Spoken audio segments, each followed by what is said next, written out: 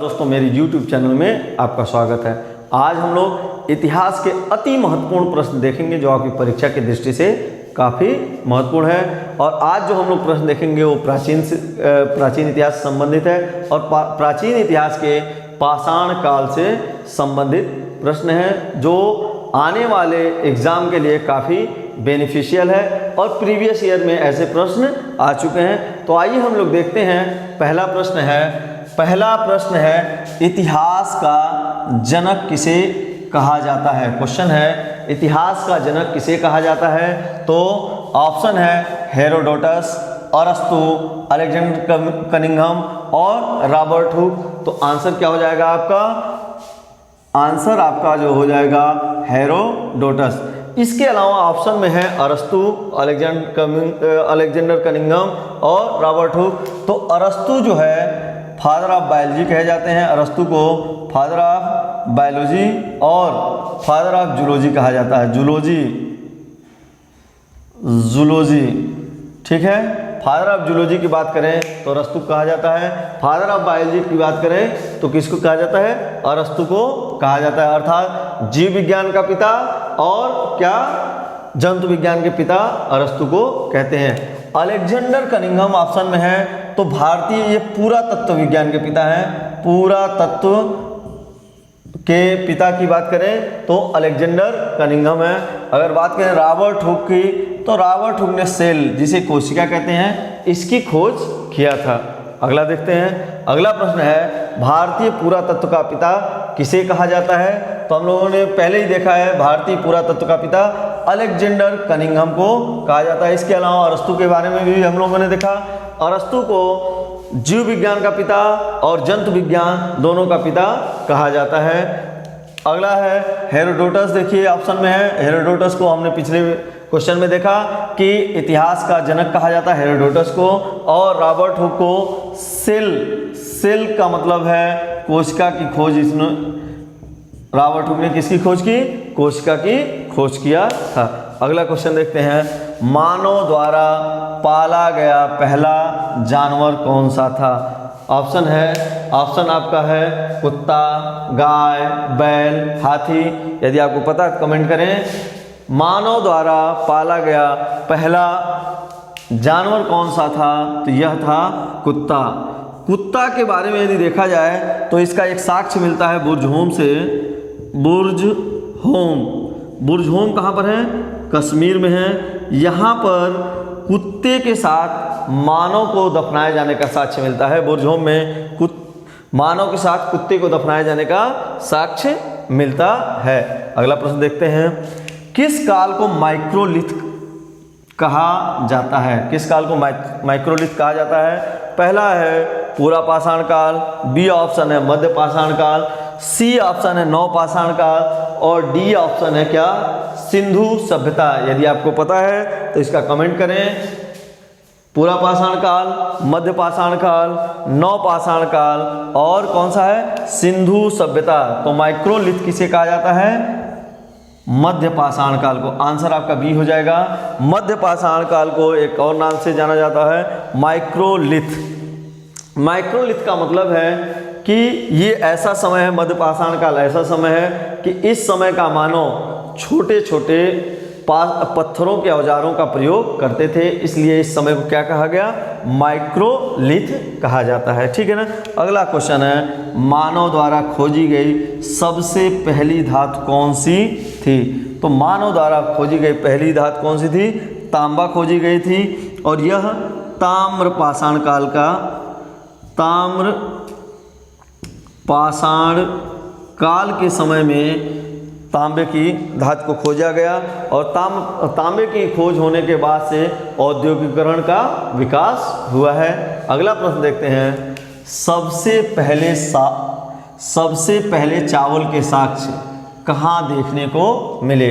तो ऑप्शन है कोल्डी हवा, दूसरा ऑप्शन बी ऑप्शन है मेहरगढ़, सी ऑप्शन है बुर्जहोम और डी ऑप्शन है धौलावीरा। यदि आपको आंसर पता है तो फटाफट कमेंट करें।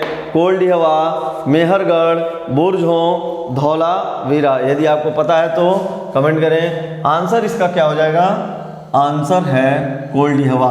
और कोल्डिहवा कहाँ पर स्थित है? प्रयागराज, प्रयागराज। और इसका एक नाम इलाहाबाद, पूरा नाम क्या था? इलाहाबाद,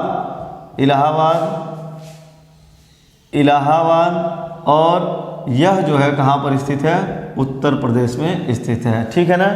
यहाँ से क्या मिला था? चावल के, पहली बार चावल का साक्ष्य मिला था।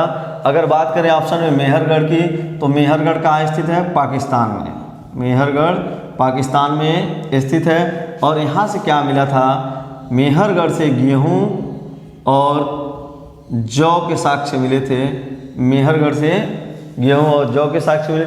बुर्ज होम, बुर्ज, और ऑप्शन देखेंगे, बुर्ज होम कश्मीर में स्थित है, कश्मीर में स्थित है। और यहाँ से साक्ष्य मिला था गड्ढे का आवास, जिसे क्या कहते हैं? गर्तावास।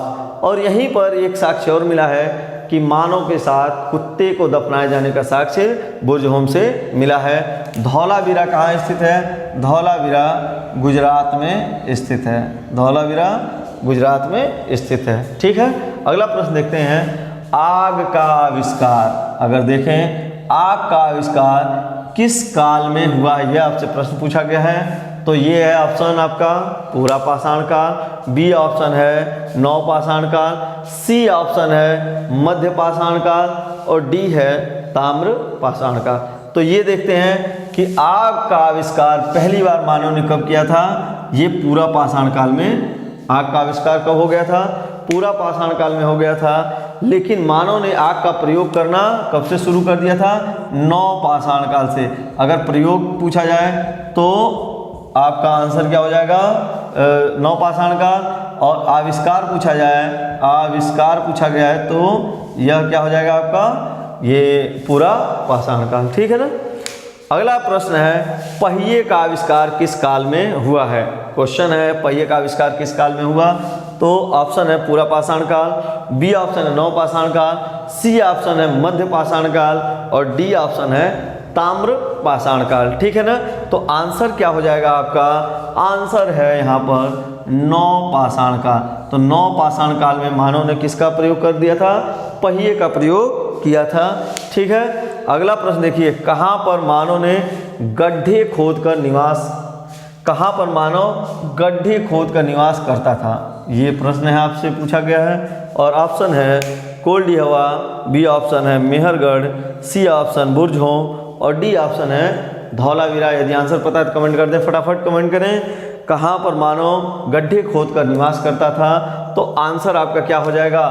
आंसर आपका है बुर्ज होम। और बुर्ज होम कहाँ पर है? कश्मीर में है। बुर्ज होम कश्मीर में है। और यहाँ से एक और साक्ष्य मिलता है, यहाँ पर मानव के साथ क्या है? मानव के साथ कुत्ते के दफनाए जाने का साक्ष्य मिलता है। कहाँ पर? बुर्ज होम से। यदि बात करें कोल्डिहवा के, तो पीछे हमने देखा प्रश्न में कोल्डिहवा से क्या मिला था? चावल का साक्ष्य मिला था। सर्वप्रथम चावल का साक्ष्य कोल्डिहवा से मिला था। और कोल्डिहवा कहाँ पर है? उत्तर प्रदेश में स्थित है। उत्तर प्रदेश के किस जिले में? इलाहाबाद, प्रयागराज, इलाहाबाद, या कह सकते हैं प्रयागराज। ठीक है ना, या कह सकते हैं प्रयागराज। ये है आपका मेहरगढ़। मेहरगढ़ कहाँ पर है? मेहरगढ़ पाकिस्तान में स्थित है। मेहरगढ़ पाकिस्तान में स्थित है। और यहाँ से जौ और गेहूं के साक्ष्य मिले हैं। जौ और गेहूं के प्राचीनतम साक्ष्य मिला है। धौलावीरा कहाँ पर स्थित है? धौलावीरा गुजरात में स्थित है। धौलावीरा गुजरात में स्थित है। अगला प्रश्न है, भीमबेटका की गुफाएं किसके लिए प्रसिद्ध हैं? भीमबेटका की गुफाएं किसके लिए प्रसिद्ध हैं? यह अपने गुफा शैलचित्र के लिए प्रसिद्ध है। यदि बात करें भीमबेटका गुफा की, तो भीमबेटका गुफा भोपाल मध्य प्रदेश में स्थित है। भीमबेटका गुफा कहाँ पर स्थित है? भोपाल मध्य प्रदेश में स्थित है। अगला प्रश्न देखते हैं। अगला प्रश्न है आपका, राख का टीला निम्नलिखित नवपाषाणिक स्थल से संबंधित है। क्वेश्चन ये पूछा गया है कि राख का टीला किस जगह पे मिला है, ये क्वेश्चन है। अगर देखा जाए तो ये क्वेश्चन पूछा गया है। ऑप्शन है बुधियाल, बी ऑप्शन है संगनकल्लू, सी ऑप्शन कोल्डी हवा और डी ऑप्शन क्या है ब्रह्मगिरी। तो यहाँ पर आंसर क्या हो जाएगा संगनकल्लू। ये देखिए इसका नाम है संगनकल्लू, ठीक है ना। और संगनकल्लू कहाँ पर स्थित है, आंसर हो जाएगा संगनकल्लू, जहाँ से राक का टीला मिला है। और संगनकल्लू मैसूर में स्थित है, मैसूर कर्नाटक में, मैसूर कर्नाटक में स्थित है। अगला क्वेश्चन देखते हैं, भीमबेटका की गुफाएं कहाँ स्थित है। ठीक है, भीमबेटका की गुफाएं कहाँ स्थित हैं, तो यह कहाँ पर स्थित है, भोपाल में स्थित है। और भोपाल मध्य प्रदेश की राजधानी है। भीमबेटका अपनी गुफा शैलचित्र के लिए जाना जाता है। भीमबेटका किसके लिए जाना जाता है, गुफा शैलचित्र के लिए जाना जाता है। गुफा भीमबेटका गुफा जो है गुफा शैलचित्र के लिए जाना जाता है। तो ये आपके एग्जाम के लिए काफ़ी अति महत्वपूर्ण प्रश्न थे। और ऐसी वीडियो देखने के लिए आप मेरे चैनल को सब्सक्राइब करें, लाइक करें और कमेंट करें और बेल आइकन को दबा दें ताकि नया नोटिफिकेशन आपको प्राप्त हो सके।